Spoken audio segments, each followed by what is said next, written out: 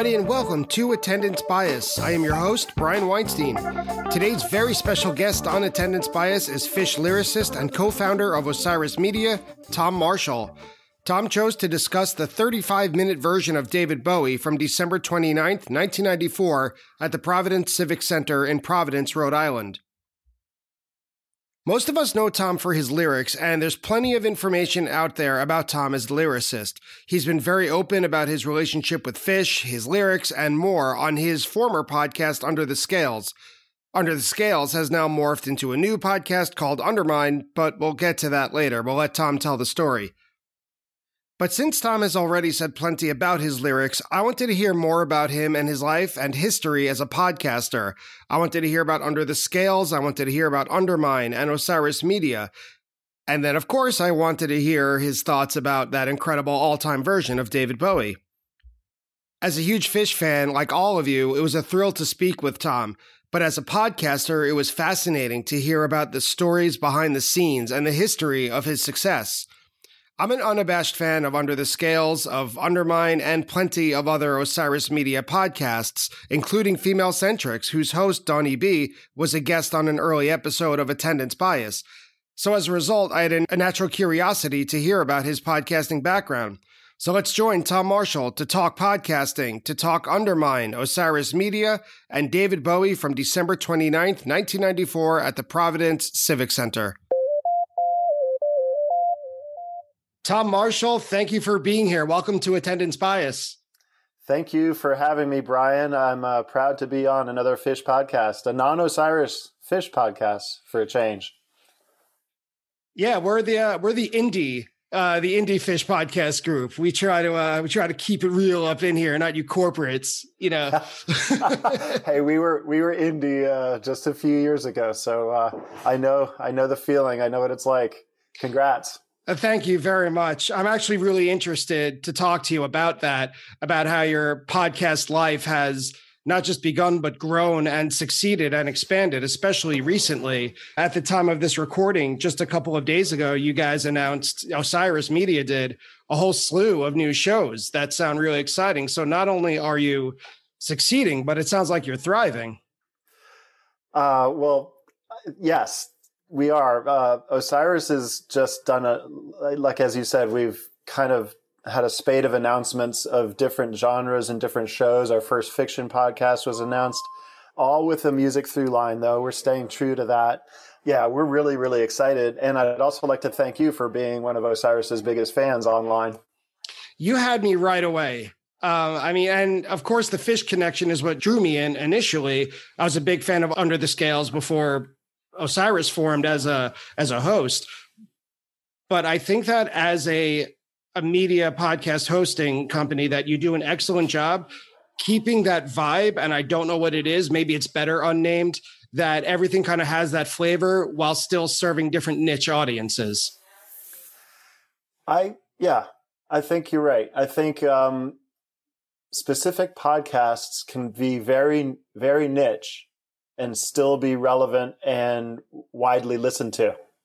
Like if you made a podcast about the car, the Mustang, that would be too broad.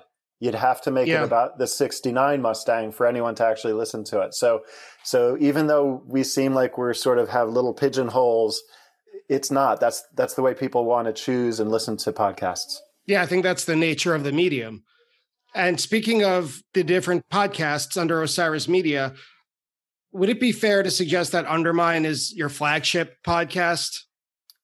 It's sort of, we kind of backed into that in a way. I think that some of the people that we're talking to now, and I'm not positive if the one that I'm thinking of has been fully announced yet, but I believe we're about to take on someone that will essentially match or eclipse Undermine listenership. Oh, wow.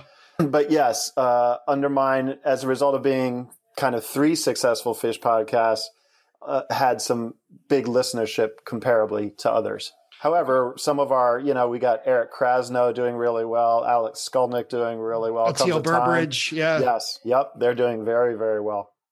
Speaking of doing very well, season 1 of Undermine recently concluded. What did you think?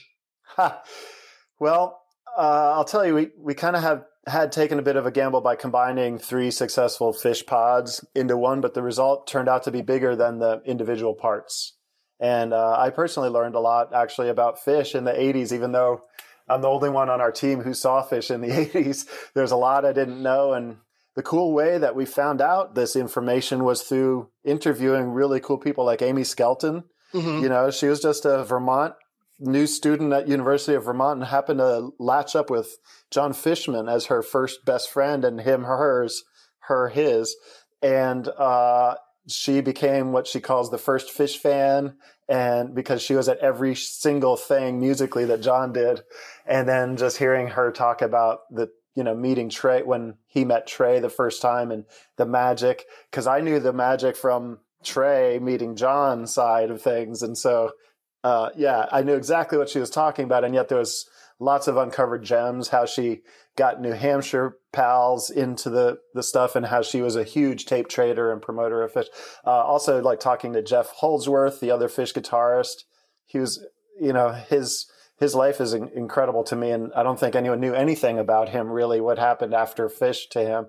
I also learned about the shows at the ranch, which became really important in Fish's history, and the people that lived there. Paige lived there, and the other Burlington band, the Joneses, lived there too. Anyway, as far as Undermine wrapping up, I was more than pleased with the reaction we got. We got a lot of Fish fans who they're pretty lively about commenting on the episodes on social media, and I think they seem happy with the content for the most part. I mean, it's good that we have a little controversy and people, not everyone like completely happy about everything, but we're weekly, right? So there's a lot more content coming at you. And then for me personally, the biggest change, and then I'll shut up, was that I'm no longer a one-man show. Well, yeah, I'm curious about that part of it, especially the one-man show, because in fall of 2016, that's when you launched Under the Scales. And if we could time travel back to 2016, as a lyricist, as a writer, what inspired you to host a podcast? Are you a storyteller by nature, or was it you kind of saw it as another medium for you to get a message out there? What was it, the moment that you had, or was it more gradual than that? Maybe it was like I saw an opportunity kind of possibly. So I really started my podcasting as a listener. And the first podcast I got into was Analyze Fish with Scott Aukerman and Harris Whittles. So Harris, of course, was Parks and Recreation writer and actor, and he had a fish shirt like this. I don't know if you can tell I have a fish shirt on. And Scott Aukerman, of course, is the comedy Bang Bang, also a brilliant comedian. And so when that ended, it left a hole that a couple people that simultaneously kind of convinced me that I could fill. And I decided to make an attempt at it. And of course, I don't have comedy chops, so my show had a completely different motive. I don't know. I've heard you on stage a few times. Don't short yourself. I'm just trying to keep up with the guys on stage. Fish, and I'm convinced all 4 of them could have been comedians. I've heard that actually on Undermine. That's mentioned quite a bit. That it's this very layered internal joke since day one. They are hilarious, and it's dangerous being the only person on the bus with them, because then all their sights turn on you. Yeah, right. Because now they're a team and you're the outsider. Exactly. You're the new meat, fresh meat. Yeah. And so I was listening to Under the Scales since it aired right away. I looked back in preparation of this interview because I loved all the different episodes. My favorite was the story of the ghost, when you had Trey tell stories over the phone.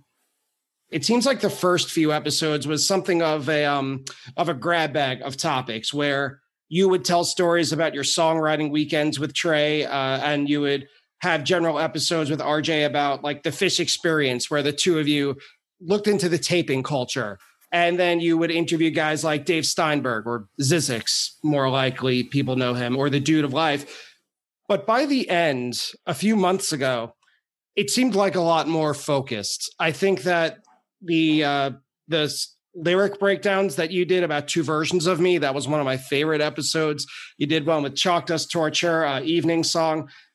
And then the big one that I have a feeling is what helped you make the jump to Undermine is when you collaborated with other podcasts about focusing on Fall 2000 for Fish. That evolution, that growth, then kind of converging or focusing on something more specific? Was that intentional, or was it just evolution of the show?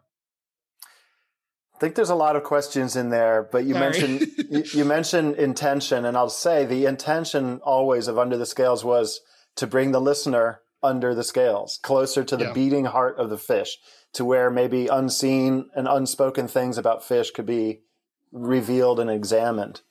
And you gave me a backdoor, which I'll take, which is the show really just evolved. It went through stages of structure. I mean, I remember the first year I did the first 3 Mondays of every month. I did 36 episodes. And then I went into an unstructured year with an episode whenever it came out.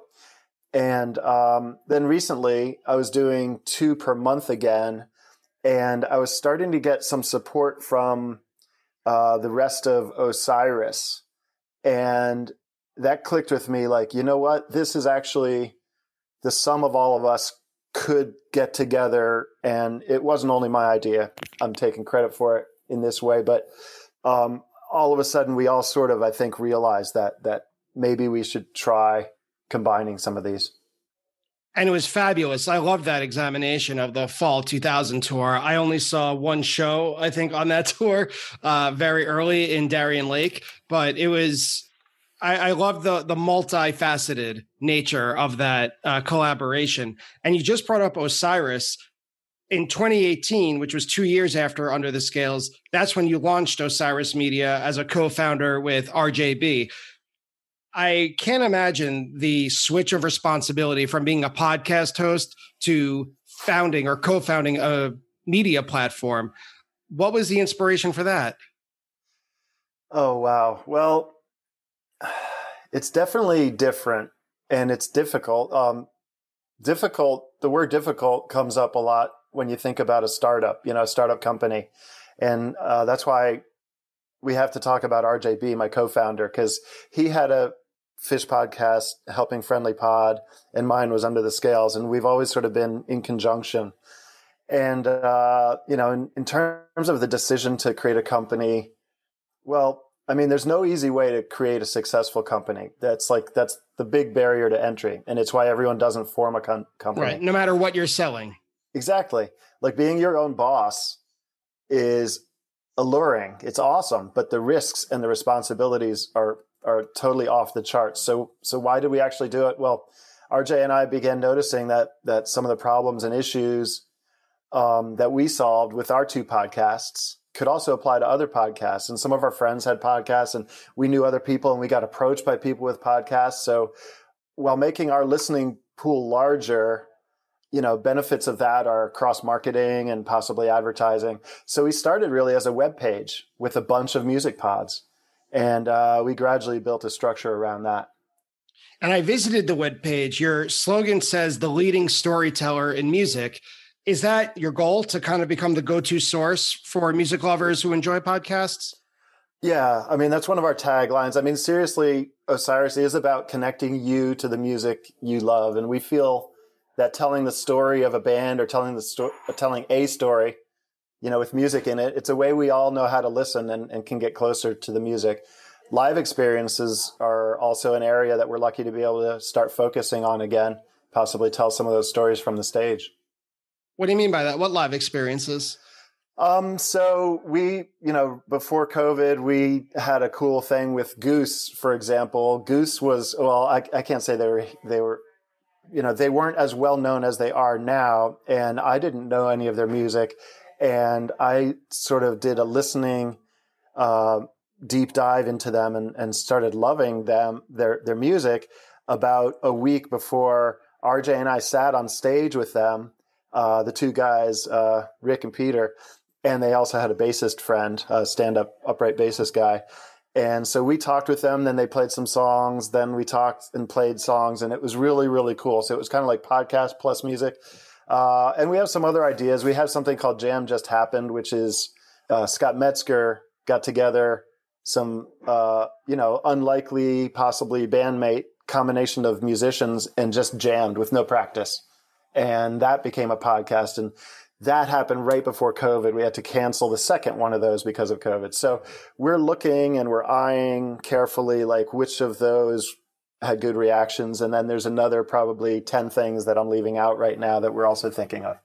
That's so fun, though. I guess part of the potential of having so many collaborations is if you have an idea, well, let's call everyone in and you can make it happen. I mean, that sounds like a dream to have, if maybe a super group or however you want to describe it, and just say, all right, jam from nothing. And now let's talk about it because we have all the resources needed. And we know there's an audience for it too. Yeah. It's amazing how well they did with a very minimal structure. And I was thinking going forward, depending on the personalities, how would that work? And I think just examining that question would be fascinating. But, it would be something that you'd have to be patient and watch it evolve. But I think, that in my mind would focus around one guy, that would focus around Scott, because he was kind of going to be the pillar. He's kind of busy now. So we've also taken that concept into different directions as well. So let's talk a little bit about Undermine. The most recent season 1 ended recently. And the way I saw it is that almost like it was a Ken Burns style of storytelling in the audio way, that it tells the Fish story chronologically, right? You're starting in the 80s with season 1, and I assume season 2 will go maybe, if not the full 90s as a decade, but we'll hear more from you on that. But it tells the Fish story chronologically, but it's not really a linear narrative.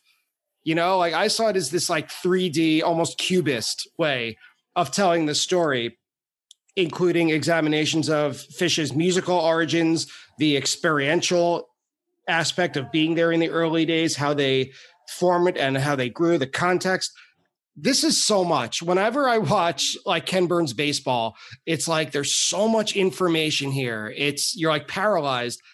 How are you able to organize so much information and so many facets of a story into such a digestible way to listen? I give the credit. We have a really awesome team made up of people who love fish. And so everything that we wanted to know and to explore, we figured that fans would also want to know and explore with us. So, we see it as a journey that we're taking with the fish community. You know what I mean? And it's like chronological made sense in one way and didn't necessarily, because we'd interview people along the way and they had something to talk about early. And we're like, well, we already, soon we realized we are kind of painting, like you said, like a collage, I guess, of the 80s. We're learning a lot about fish and learning a lot about the fans. And so, like I said before, when you were saying what did you learn about doing Undermine the first season, a lot of this is focused on the community, and as a result, next season is actually going to be even more of a journey with the community and really about the community. I'm so excited for it because what your podcast did for me as a fan, I've spent a lot of my formative fish years when I was like 13, 14, 15, reading as much as I could, right? This is not before the internet, but before everything ever about fish that every squeak that their sneakers made was recorded online. I would read these books like the Fish Compendium by Dean Budnick and the Farmer's Almanac, whichever was the most recent issue. And a lot of this lived in my mind's eye. Who this Jeff Holdsworth guy was, Amy Skelton as the first fan that you mentioned earlier. But what your podcast did for me, if those books were the skeleton of my knowledge, this was the flesh and the muscle. It really made it real to me in a way that reading about it didn't. That's really nice of you to say. And every single person from our point of view, mine included, we all learned similar to you. We learned so much about fish in the 80s. And I think, they sometimes say the best way to learn something is to teach it, because you have to know so much about it. We learned a ton. And I kept thinking, well, I know about fish. They played nectars and they played hunts and they played the front and next, what else is there? And man, there's so much that we uncovered. And so, the band, they're very complex, and you can draw back some of that complexity to these early origins. And it was a beautiful connection that we all made. And you mentioned about, seeing Fish in the 80s and how season 1 covers that part. What is the rough timeline that fans can expect to be covered in season 2? Well, so if you're at liberty to say, like Fish, we're going to keep fans on their toes. Okay. So it won't be chronological, but it will be a deep dive into the Fish community across time and space. Fair enough. Last question I want to ask you about this is, was there anything you learned? I'm a teacher, a middle school teacher. So I'm always asking my students at the end of a unit, okay, like trying to assess what we've learned. And not only that, but how can we apply it to future information or future assignments or challenges? So is there anything that you learned from producing season 1 of Undermine that you found valuable as you produce season 2?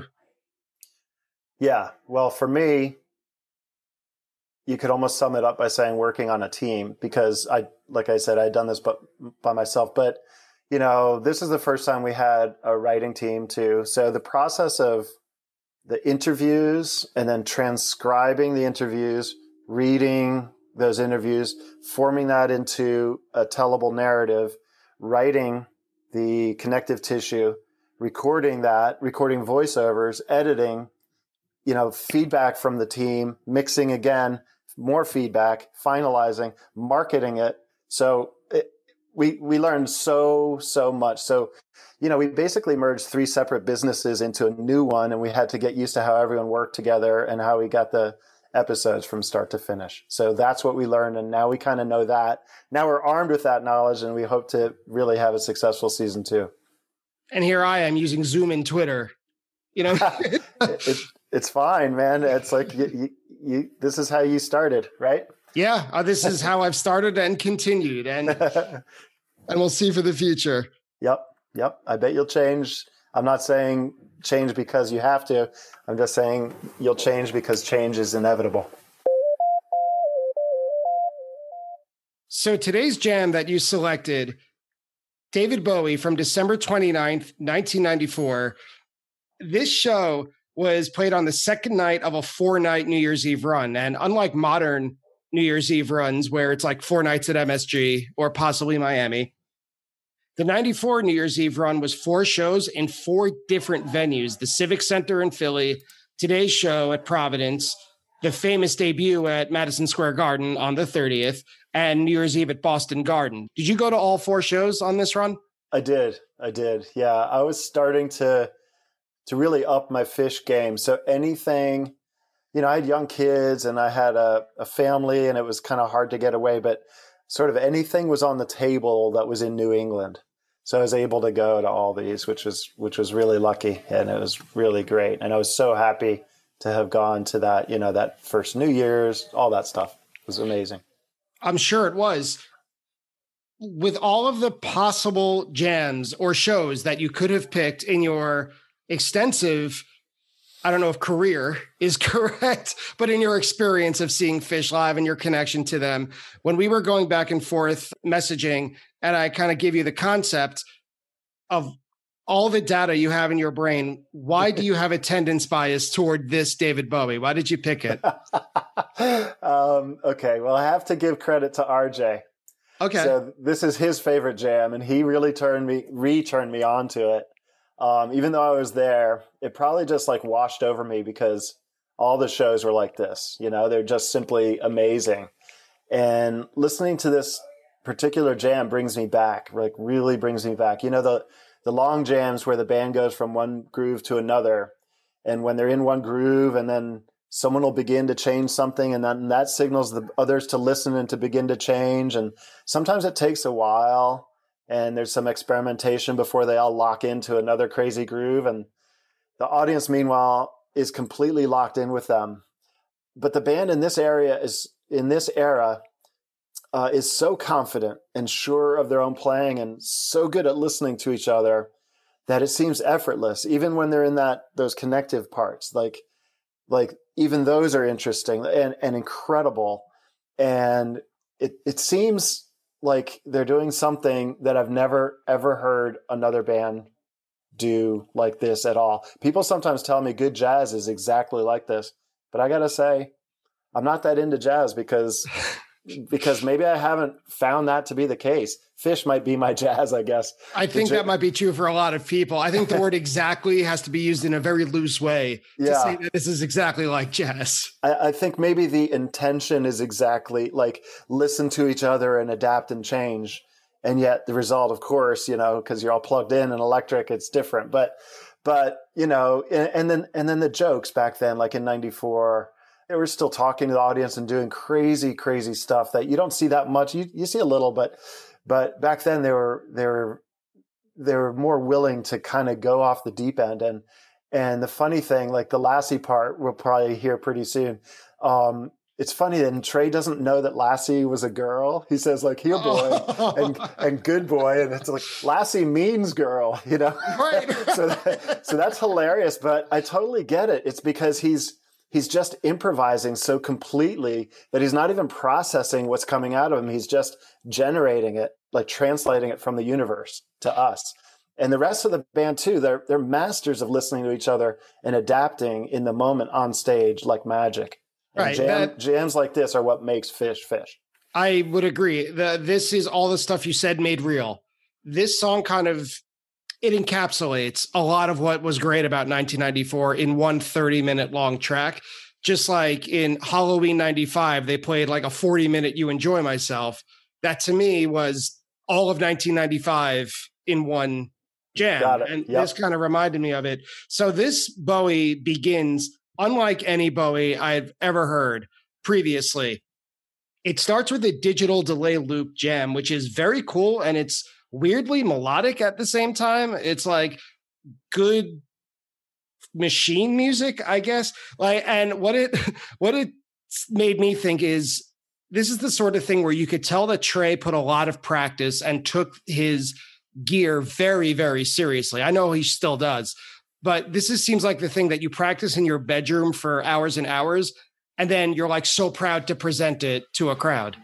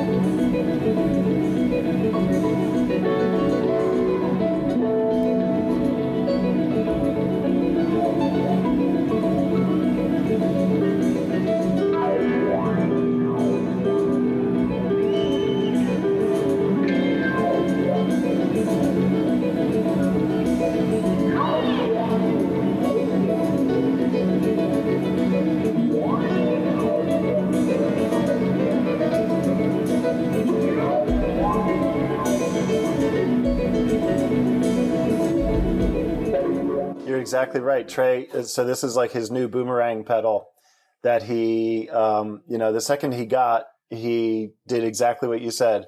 He just brought it with him. So it was like his guitar, his cord, a small amp, and the boomerang were everywhere with him, everywhere he went. And he just learned every single aspect about it. And he got very good at it until, like you said, he got good enough that he thought, hey, maybe I'll try some of that looping stuff on stage. And this is the result. And it's a very cool way to start Bowie. And it's really cool hearing the band sort of play along with it, even though the loop is going faster than the band, which is crazy that Fishman can play the correct Bowie tempo, even though a faster thing is going on in his head. And yet it somehow works, and it's phenomenal. And that's a running theme throughout this whole thing. Fishman's ability to keep tempo at ridiculous speeds and also ridiculously low volumes.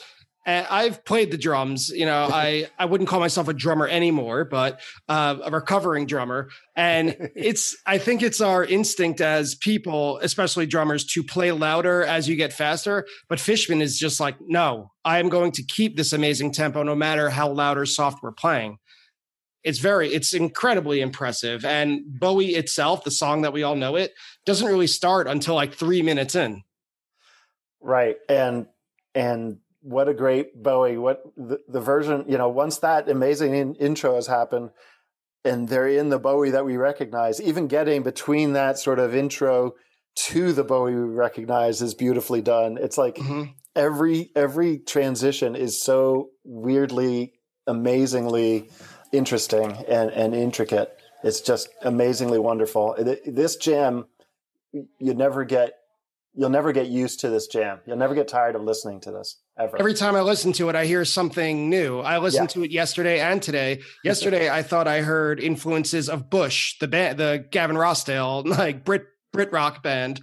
And today I thought I heard just like Shine On You Crazy Diamond somewhere in there. You know, you're right. You never get used to it. And once the jam itself begins, after the composed section ends, I thought it begins as many really great Bowies do, especially from the era, with very scattered playing. Like they bring it all the way down to, if not 0.5.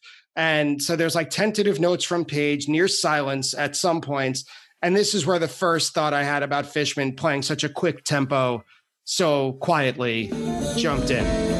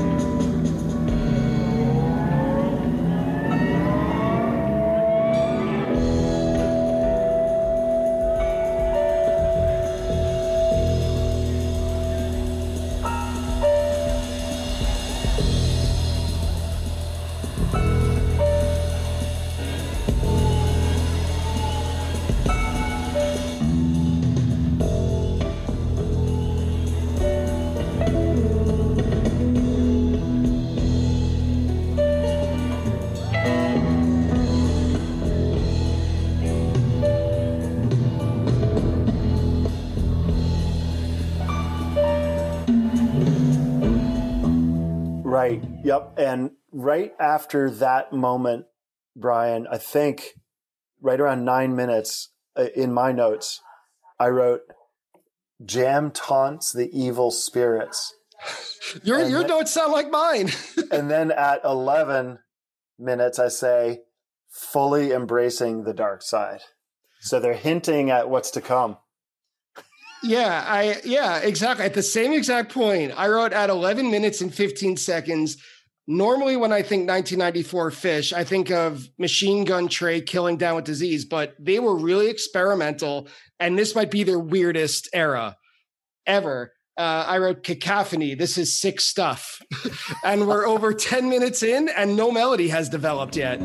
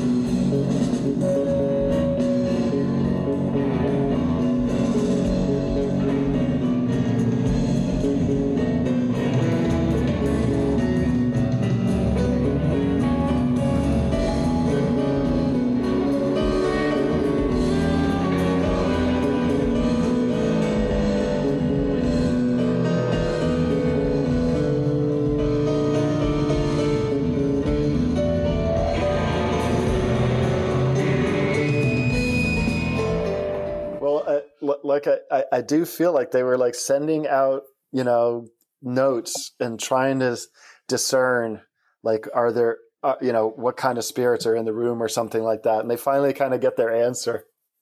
Yeah, and they're weird. They're freaking weird. It's the spirits and the band, and probably the fans too. And 1250, I have a note for you. Oh, good. I have one too. Let's hear it. Okay. The note is, can they blast their way out of the dungeon they've built?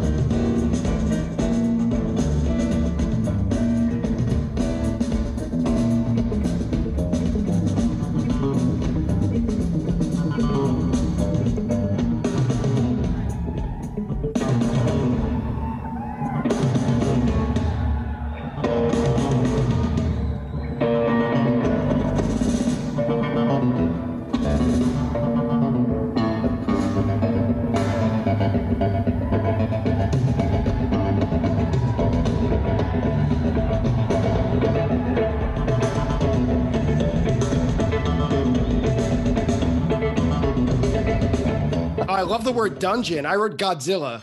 Oh, cool. I heard it's like these stomping melody, big stomping rhythm that I think Mike starts, and kind of what you said earlier, he does it once and he does it on his own. Like he almost interjects, and then they go through another bar and then the whole band is right on it. It's like they knew it was coming. Once they heard it, they turn on a dime. Yep. And then that evolves to me into, at 1330, what I call the staccato Simon Says jam. I called it a synth classical rhythm game.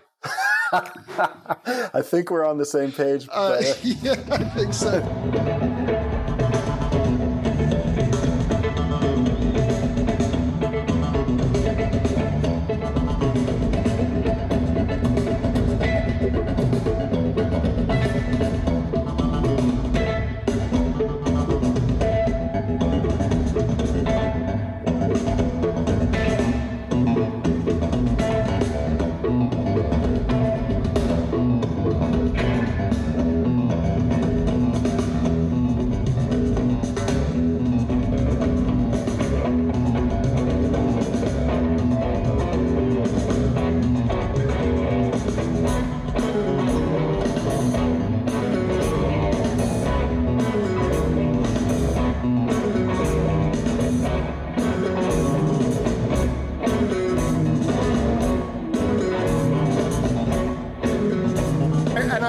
My observation is that it's clear that so much practice has been put into this type of observation around the 1350 or 1330 mark. It really seems like those improvisation exercises that we talk about so much. It's really made real. Definitely. And it seems like it's so well practiced, but it's not necessarily precise. And I don't mean that in a bad way. It's on the razor's edge. They're pushing each other. They are. And like, you're right. It's kind of going around in a circle and people are adding and taking things out. And it's like, had they not practiced that 3,000 times, they wouldn't have been able to do that. And very few other bands could ever do that. And that's the thing I'm talking about. And we just hear it and think, oh, cool. That's cool what they did. And yet, if you analyze it a little bit, you realize that's like freaking impossible what they did. Yeah. A friend of mine, I remember, we weren't talking about this jam specifically, just Phish improv in general. Someone said the craziest thing when you really stop and think about it is, as fans, what we see and hear is just the tip of the iceberg. We don't really know the thousands of hours that went into it before they just came on stage for the 3 hours or whatever it is that we get to hear. Making it look effortless is a result of a lot of practice. Right. That's what the great ones do, right? They make something look easy and it's friggin' impossible. Yeah, exactly. About halfway through, around 15 minutes in, this is when I heard another band. I heard a Zeppelin riff, sort of, with big sustained power chords. At 15 minutes, I wrote, they found the path, the golden path in the forest. And then I wrote, uh-oh, maybe not that safe, though.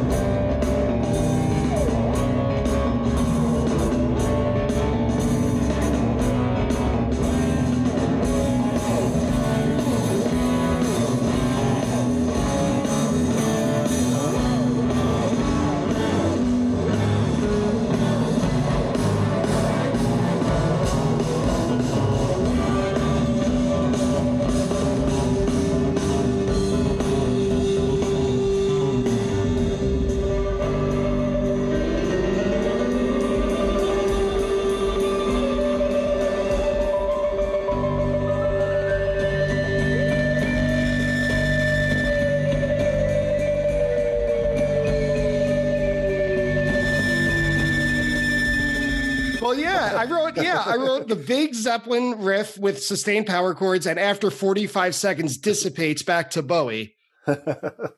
And at this point, it seemed like they're indulging every musical impulse they have. Like the whole world is a musical playground for them, and Bowie is just the outlet for their creativity. The song, in a way, is irrelevant at this point. It's just the monkey bars are David Bowie, and they're a little kid who just had a huge high C and pixie sticks running around playing with all the toys. All the way up to about 20 minutes. There's I have just a couple scribbles. Band is sticking some heavy metal landings here. I wrote Black Sabbath into Fish, into Zeppelin, into Fish, into Structured Madness. And then, Controlled Chaos is what I wrote. Yeah, that's amazing. Yeah. So, and then at 20 is when Page brings us back into Today. The world is okay, and kind of like Harry Hood.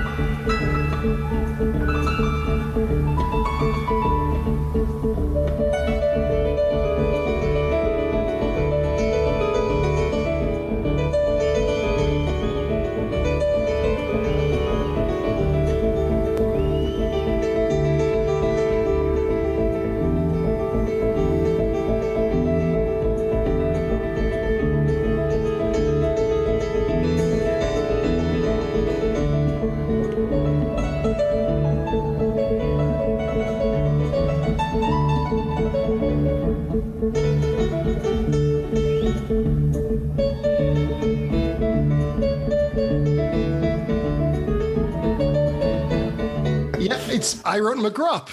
There's a section that sounds a lot like McGrupp that Page is playing, just with a really frantic, quasi-frantic rhythm. I use the word quasi a lot with Fish because nothing is ever completely one way or the other. Correct. Do you remember, I know that this was many years ago, do you remember what it was like in the crowd or in the room at this time? I just have to say it might not have been specifically this night, but okay, looking around, and back then I was on the floor and up front, looking around, just everyone's so locked in, just locked, just looking at Trey. You know what I mean? Just incredibly locked into whatever the band's doing. So I really think that, at least the group around me, we were all listening intently. We were like blown away by how good the music was coming off that stage.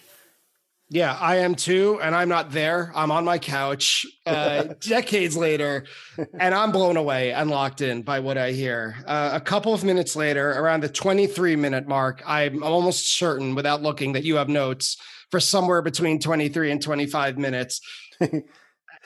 I'll tell you, I do. I have 23. Do you want to hear mine or you first? No, you go first, and then I'll tell you what I wrote down.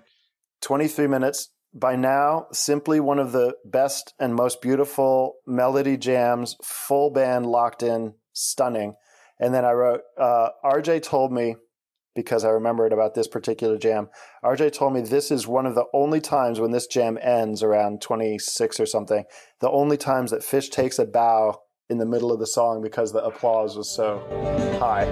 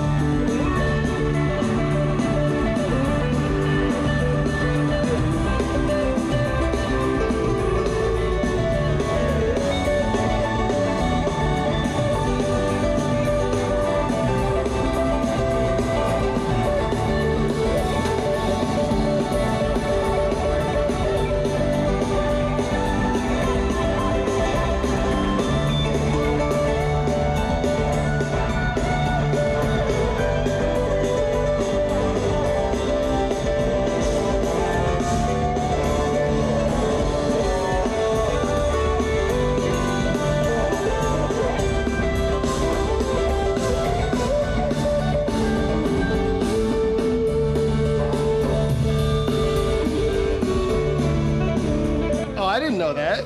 That's a nice detail. That's cool. That's why I have people come on to talk about their favorite songs. That's the fill-in. That's the good stuff. It's a beautiful jam, and yet there's a better one coming. Yeah. My notes Still. here. It's incredible how closely related our opinions are. I wrote, this is some of the most powerful, sublime music I've ever heard Fish play. It's very straightforward, powerful, and melodic compared to the first 15 minutes. This is the good stuff. This is what I paid to see. Yeah. Epic soaring guitar from Trey, straight but still impressive rhythm from Mike and Fish, and Page's effortlessly dancing on top, putting icing on the cake. We could probably do a full episode on these 2 minutes. It's like the pinnacle of organic Fish jams. It's so good. I like to think that every show there's an opportunity for me to say, this is why I keep coming back. And this whole jam is a great example of that. But these 2 minutes is lightning in a bottle for sure. Yeah. Yep. And then the descent back into insanity. Yeah, the Lassie section. I think people know about Lassie, but basically they first start by whistling, and there's like Page has found some sort of horror type chords that sort of go off into reverb into the distance, almost like some, insane person across 10 fields is playing church organ in a haunted church or something. And on top of it, they're whistling like, and I can just imagine if you were on something that you would actually be scared for this. And then it gets scarier and scarier. I was a little creeped out, and I've heard this about 20 times already. Most of my notes say they are a weird band. Like that's kind of the beginning and end of it.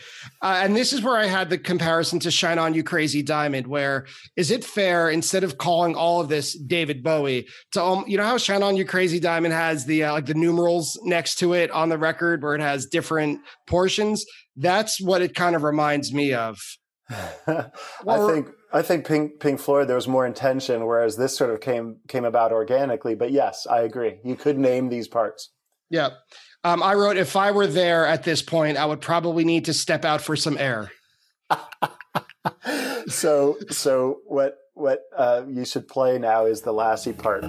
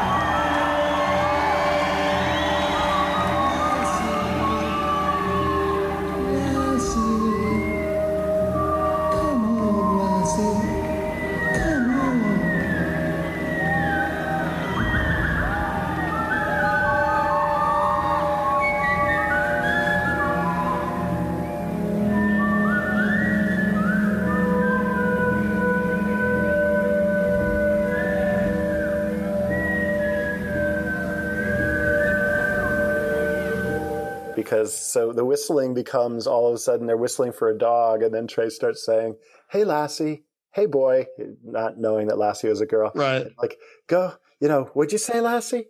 And then they start saying, they all start sort of almost cursing at the audience under their breath, like some bad demonic speaking or satanic speaking whispers, like the demons are here. Very evil stuff happening. And that turns into Do It Now.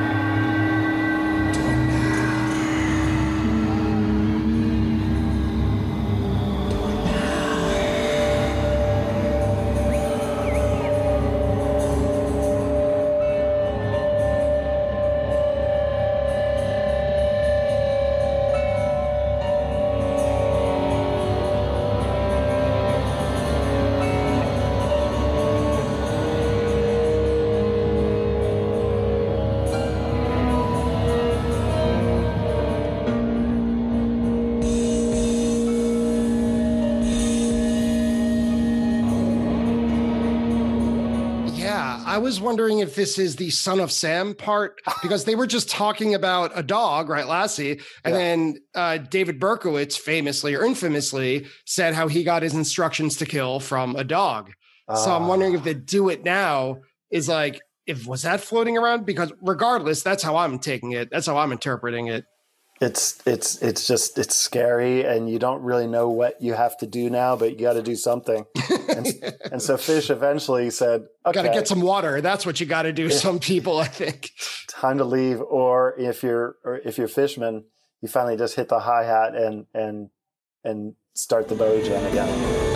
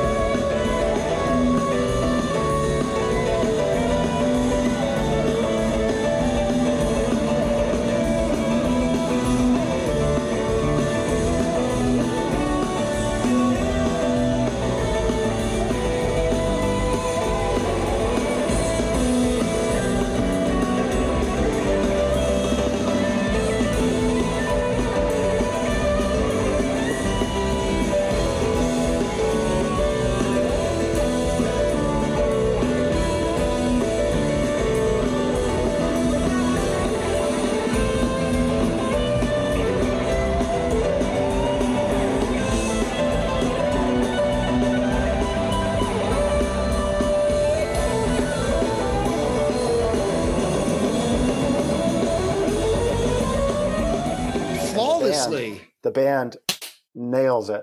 It's unbelievable. It's a stunning. I had to listen to it again and again and again and again. How they come out of that, it's unbelievable. And not only that the transition is flawless, but they nail it as if they never had a jam in the middle of it at all, as if they were just practicing it. Right. Oh, here we are in this part that we played, 50 million times already. It was just beautiful, beautiful, beautiful. Yeah, what a ride. Yeah. Really, really great jam. All right. So, Tom, thank you so much. We were able to talk about Osiris Media. We were able to talk about Under the Scales. We were able to talk about 1994, David Bowie, a lot.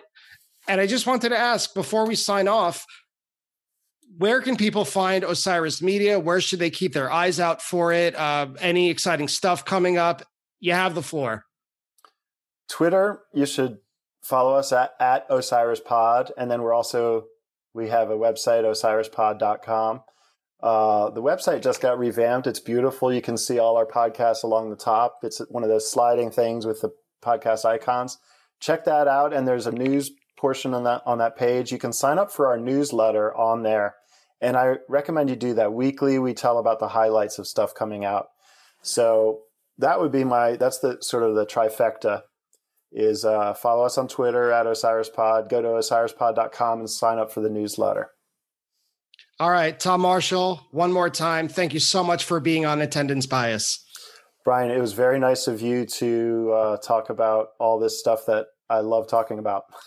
So, I do too. Thank you so much. And that's it for today's episode of Attendance Bias. I'd like to thank Tom Marshall for joining me today and being so gracious with his time. I'd like to thank Fish.net for everything they do always, and Fish.in, Fishin', for the recording used in today's clips. If you enjoy Attendance Bias, please support the show by leaving a rating and a review on your favorite podcast app of choice. Also, you can find Attendance Bias on Twitter and Instagram.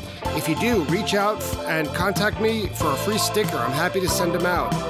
Any way you can, spread the word of Attendance Bias. Thank you again for listening, and I'll see you next week.